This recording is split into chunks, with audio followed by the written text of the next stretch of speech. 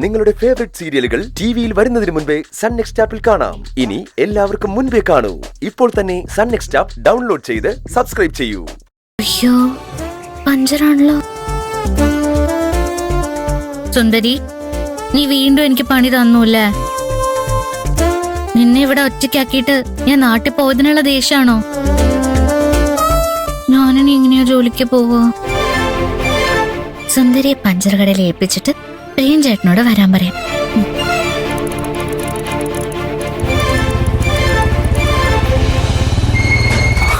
Good morning Paru. നീ എന്താ എന്നെ ഇങ്ങനെ അത്ഭുതത്തോടെ നോക്കുന്നേ? അല്ല, അത്ഭുതം തന്നെയാ. ജോലിക്ക് പോകാൻ ഇറങ്ങിയപ്പോ എന്റെ സുന്ദരി എനിക്ക് പണി തന്നു. പഞ്ചർ ഒട്ടിച്ചിട്ട് കമ്പനി പോകാൻ വൈകും. അതുകൊണ്ട് സുന്ദരിയെ പഞ്ചർ കടയിൽ ഏൽപ്പിച്ചിട്ട് പ്രിയൻ ചേട്ടനോട് ഈ വഴി വരാൻ പറയാന്ന് വിചാരിച്ചതേ ഉള്ളൂ. അപ്പതേ പ്രിയൻ ചേട്ടൻ എന്റെ മുന്നില്. അത് അത്ഭുതം തന്നെയല്ലേ? ശരി, ഞാൻ എന്തായാലും സൈക്കിൾ കൊണ്ട് വെച്ചിട്ട് വരാം.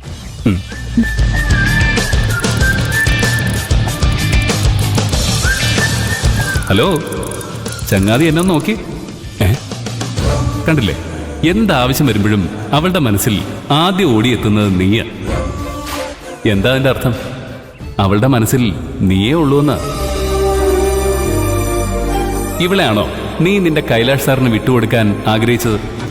മെല്ലെ പറ, അവൾ കേൾക്കും. എടാ മണ്ട, ഞാൻ നിന്റെ മൈൻഡാ. നീ കേൾക്കുന്നത് നിന്റെ മൈൻഡ് നിന്നോട് സംസാരിക്കുന്നത്. നിന്റെ മൈൻഡ് വോയിസ് അവൾക്ക് എങ്ങനെ കേൾക്കാൻ കഴിയും? ഒറ്റ ദിവസം കൊണ്ട് നിനക്ക് അവളോടുള്ള ഇഷ്ടം കുറച്ചുകൂടി സ്ട്രോങ് ആയിട്ടുണ്ടെന്ന് എനിക്ക് മനസ്സിലായി. അതുകൊണ്ടാണല്ലോ കണ്ണാടിക്കടവ് പാലം വഴി ജോലിക്ക് പോകുന്ന നീ ഇന്ന് റൂട്ട് മാറ്റിപ്പിടിച്ചത്. കമ്പനിയിലേക്ക് പോകുമ്പോ പാറുവിനെയും പിക്ക് ചെയ്യണമെന്ന് എന്നോട് പറഞ്ഞത് ആരാ? എന്റെ മൈൻഡ്. എന്ന് വെച്ചാ നീ എന്നെ കൊണ്ട് ഓരോന്നൊക്കെ ചെയ്യിപ്പിച്ചിട്ട് എന്നെ കളിയാക്കുന്നു. പ്രിയൻചേട്ടൻ ആരോടായി സംസാരിക്കുന്ന? ഞാൻ ആരോട് സംസാരിച്ചില്ലല്ലോ. സംസാരിച്ചു, ഞാൻ കേട്ടതാണല്ലോ. സംസാരിച്ചല്ല, ഞാനൊരു പാട്ട് പാടിയത്. ഞാൻ നിന്നെ പ്രേമിക്കുന്നു മാൻകിടാവേ. എന്താ പാട്ട് പാടിയതാ. പോണ്ടേ? കേറ്. സത്യം പറ, എന്റെ സൈക്കിള് പഞ്ചറായതും ഞാൻ പ്രിയൻചേട്ടന് ഫോൺ ചെയ്യാന്ന് വിചാരിച്ചതും പ്രിയൻചേട്ടൻ എങ്ങനെയാ അറിഞ്ഞത്? എന്നോട് പറഞ്ഞു. ആര്? ഗന്ധർവൻ. ഗന്ധർവനോ? സൈക്കിള് പഞ്ചറായത് ഗന്ധർവൻ എങ്ങനെ അറിഞ്ഞു? ഞാൻ തന്നെ ഇപ്പോഴാ അറിഞ്ഞത്. ഞാനൊരു പഞ്ചിന് പറഞ്ഞല്ലേ. ഞാൻ ഈ വഴി വന്നേ ഉള്ളൂ. പഞ്ചറായ സൈക്കിൾ നോക്കി അന്തം വിട്ട് നിൽക്കുന്നത് കണ്ടപ്പോ ബൈക്ക് ഇങ്ങോട്ടേക്ക് തിരിച്ചു. അല്ലാതെ നീ പറഞ്ഞതുപോലെ അത്ഭുതമൊന്നും സംഭവിച്ചിട്ടില്ല. ഇനിയും സംസാരിച്ചു നിന്നാ വൈകും. കേറ്.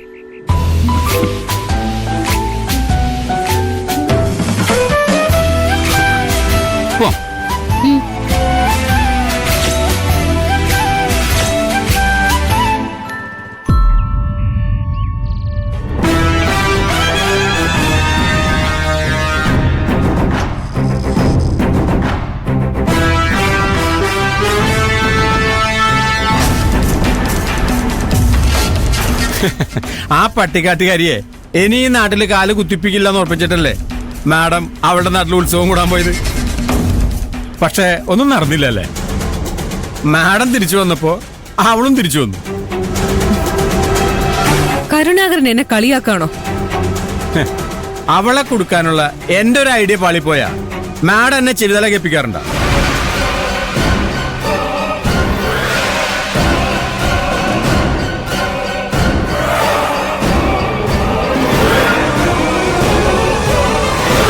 എന്റെ ഐഡിയ ആയതുകൊണ്ടാണ് ചീറ്റി പോയത്.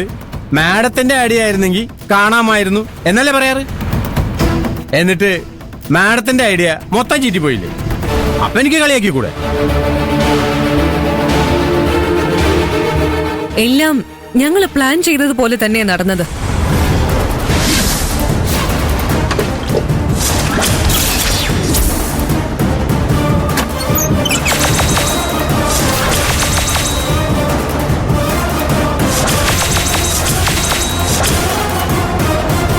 ഇങ്ങനെയൊക്കെ അവിടെ സംഭവിച്ചോ? അവിടെ ഒന്നും പാളിപ്പോയിട്ടില്ല. ഞങ്ങൾ ഉദ്ദേശിച്ചതുപോലെ തന്നെ എല്ലാം നടന്നത്. പക്ഷേ ഭാഗ്യം എപ്പോഴും അവളുടെ കൂടെയാ. അത് സമ്മതിക്കാതെ വയ്യ. അവളെ എങ്ങനെയൊക്കെ കൊടുക്കാൻ ശ്രമിച്ചാലും ഒടുവില് അവൾ അതിൽ നിന്നെല്ലാം രക്ഷപ്പെടും. അത് അവളുടെ ഭാഗ്യമൊന്നുമല്ല. കണ്ണും കാതും തുറന്നു വെച്ച് 2 ബോഡി ഗാർഡ്സ് അവളുടെ ഒപ്പം ഉണ്ടല്ലോ 24 മണിക്കൂറും. ആ കൈലാഷും പ്രിയനും. അവളെ എന്തെങ്കിലും ചെയ്യണമെങ്കിൽ ആദ്യം അവരെ കൊടുക്കണം. അങ്ങനെ ചെയ്ത കഥ മാറുമല്ലോ. അതുകൊണ്ട് ആ വഴി തൽക്കാലം ആലോചിക്കണ്ട. അവളുടെ ഭാഗ്യത്തെ പ്രകീർത്തിച്ചുകൊണ്ട് കയ്യും കെട്ടി അടങ്ങിയിരിക്കുക. ഇനി അതേ മാഡത്തിന് ചെയ്യാനുള്ളൂ. കൈലാഷിനെ അവൾക്ക് വിട്ടുകൊടുത്തിട്ട് ഞാൻ എന്റെ വിധിയെ പഴിച്ച് കാലം കഴിക്കണം. അതല്ലേ കരുണാകരൻ പറഞ്ഞതിന്റെ രത്ന ചുരുക്കം. ഞാൻ പറഞ്ഞതിൽ എന്താ തെറ്റ്? കമ്പ് വെട്ടിയടിച്ച വേദനിക്കാത്തവരെ ചൂരിൽ വെട്ടിയടിക്കണം. എന്നിട്ടും അയാൾക്ക് വേദനിക്കുന്നില്ലെങ്കിൽ ഒലക്കെടുത്തടിക്കണം. എന്നിട്ടും അയാൾക്ക് കുലുക്കില്ലെങ്കിൽ നല്ല മുള്ളുമുറിക്കിന്റെ കമ്പ് വെട്ടി തലങ്ങും വിലങ്ങും അടിക്കണം. ആള് നിലവിളിച്ചോണ്ട് ഓടും. ഞാൻ പറഞ്ഞതിന്റെ അർത്ഥം മാഡത്തിന് മനസ്സിലായോ? മാഡം ഇപ്പോഴും അവളെ കമ്പ് വെട്ടി അടിച്ചോണ്ടിരിക്കുക. എത്ര അടിച്ചാലും അവൾക്ക് വേദനിക്കില്ലെന്ന് അറിഞ്ഞുകൊണ്ട് തന്നെ കുറച്ചും കൂടി സ്ട്രോങ് ആയ പണി അവൾക്കിട്ട് കൊടുക്കണം മാഡം. കൈലാഷിനും പ്രിയനും അടുക്കാൻ കഴിയാത്ത നല്ല മുട്ടൻ പണി. എന്നാലേ മാഡം ജയിക്കൂ. നല്ല മുട്ടൻ പണി കൊടുക്കാനുള്ള ഐഡിയ ഞാൻ നിങ്ങൾക്ക് പറഞ്ഞു തന്നായിരുന്നല്ലോ.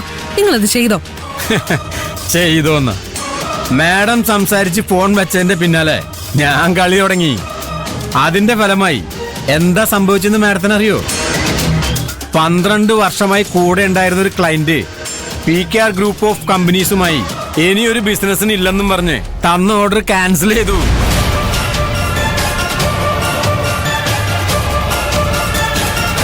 വേറെ കമ്പനിയുമായി അവര് ഡീൽ ഉറപ്പിക്കുകയും ചെയ്തു. ആ ദേഷ്യത്തിനാ PKR സാറ് കൈലാഷിനെ ഫോൺ ചെയ്ത് എത്രയും പെട്ടെന്ന് തിരിച്ചെത്തിയിരിക്കണമെന്ന് അന്ത്യശാസനം നൽകിയത്. എന്ന് വെച്ചാ ഇനി മുതൽ ഈ കമ്പനിയുടെ കൺട്രോൾ നമ്മുടെ കയ്യിലാണെന്ന് അല്ലേ കരുണാകരൻ? അതെനിക്കറിയില്ല. അങ്കിള് അതിനെ കുറിച്ചൊന്നും പറഞ്ഞില്ലേ? എന്നോടൊന്നും പറഞ്ഞില്ല. നമ്മളോടൊക്കെ സാറിന്റെ ക്യാബിനിലേക്ക് ചെല്ലാൻ പറഞ്ഞിരിക്കുക. നമ്മളെ മാത്രമല്ല, കൈലാഷ് സാറിനെയും അരവിന്ദ് സാറിനെയും സാറ് വിളിപ്പിച്ചിട്ടുണ്ട്. സാറെന്തോ തീരുമാനിച്ചിട്ടുണ്ട്. അത് നമ്മളെ അറിയിക്കാനായിരിക്കും. പക്ഷേ ഒരു സൂചന പോലും സാർ എനിക്ക് തന്നിട്ടില്ല. അങ്കിള് ചിലപ്പോ ഡിസിഷൻ ഒന്നും എടുത്തിട്ടുണ്ടാവില്ല. എല്ലാവരോടും ഒരുമിച്ച് സംസാരിച്ചിട്ട് ആപ്റ്റ് ആയിട്ടുള്ള ഒരു ഡിസിഷൻ എടുക്കാനായിരിക്കും അങ്കിളുടെ പ്ലാൻ. കമ്പനിയുടെ ഇപ്പോഴത്തെ അവസ്ഥയെക്കുറിച്ച് അങ്കിള് ചോദിച്ചാ കരുണാകരൻ എന്താ പറയുക? കൈലാഷ് പ്രിയന് അധികാരം കൊടുത്തോടെ കമ്പനി നാഥനില്ല കളരിയായെന്ന് ഞാൻ ഓൾറെഡി സാറിനോട് പറഞ്ഞിട്ടുണ്ട്. കരുണാകരൻ അങ്ങനെ പറഞ്ഞതുകൊണ്ട് മാത്രം അങ്കിള് പ്രിയനെതിരെ തിരിയുമെന്ന് കരുണാകരന് തോന്നുന്നുണ്ടോ? നിങ്ങൾ പറയുന്നതിൽ കഴമ്പുണ്ടെന്ന് അങ്കിളിന് വിശ്വാസം വരണം. എന്ന് വെച്ചാ അങ്കിളിന് പ്രൂഫ് വേണം. 12 കൊല്ലമായി കൂടെ ഉണ്ടായിരുന്ന ക്ലയന്റ് നഷ്ടപ്പെട്ടത് പ്രിയന്റെ പിടിപ്പ് കേടുകൊണ്ടാണെന്ന് തെളിയിക്കാൻ കരുണാകരന് കഴിയൂ. ആ പ്രിയൻ കാരണം കമ്പനിയിൽ കുറെ കുഴപ്പങ്ങൾ ഉണ്ടായിട്ടുണ്ടെന്ന് തെളിയിക്കാൻ കരുണാകരന് കഴിയൂ. അത് തെളിയിക്കേണ്ടത് എന്റെ മാത്രം ബാധ്യതയാണെന്നാണോ മാഡം പറഞ്ഞു വരുന്നത്?